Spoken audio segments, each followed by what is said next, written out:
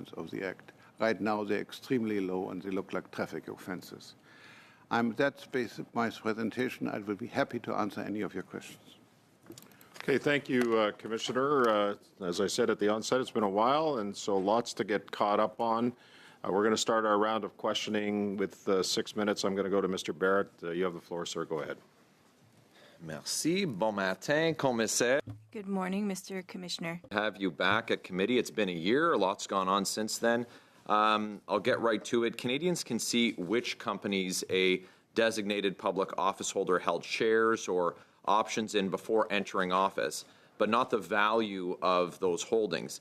Does that level of disclosure give the public enough information to assess a potential conflict, or would value ranges better serve the public interest?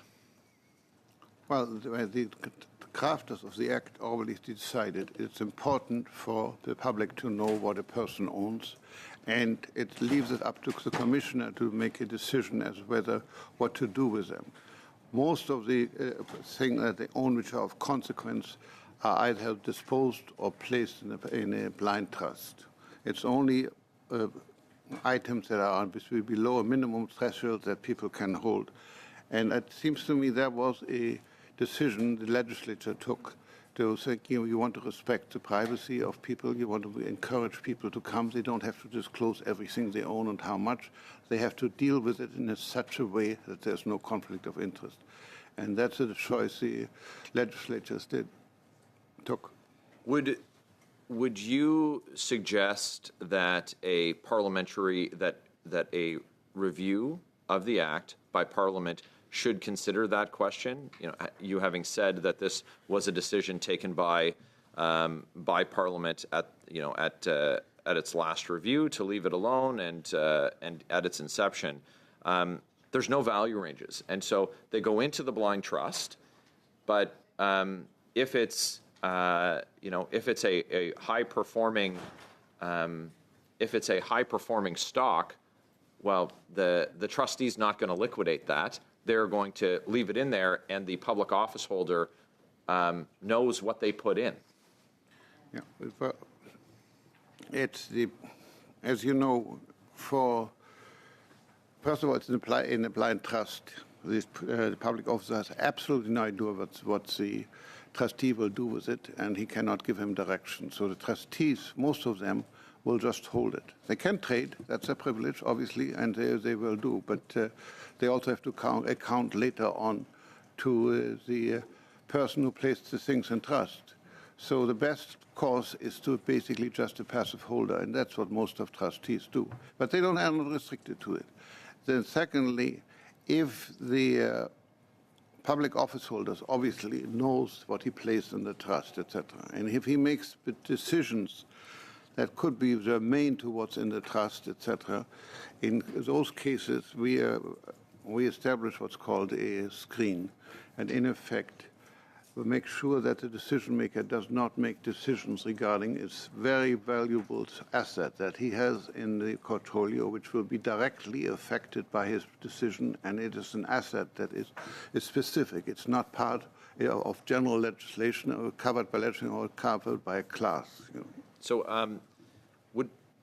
would mandatory divestment and independent reinvestment remove the perception and simplify compliance? The issue, if I may, the issue with the blind trust is that you take, for example, a prime minister who would have the clerk of the Privy Council, which is a political appointment, and their chief of staff, a political appointment, are the overseers of it, and there's no public indication when that screen has been used, and so there wouldn't be a need for a screen if the funds were simply divested and then reinvested by an expert, financial manager.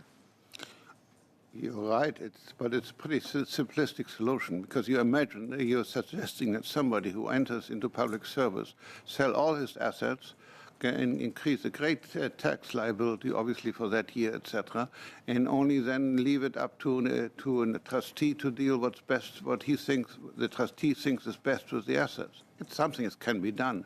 I certainly wouldn't recommend it because I think it would be very much discourage people from entering into public services. It would suggest that, you know, we're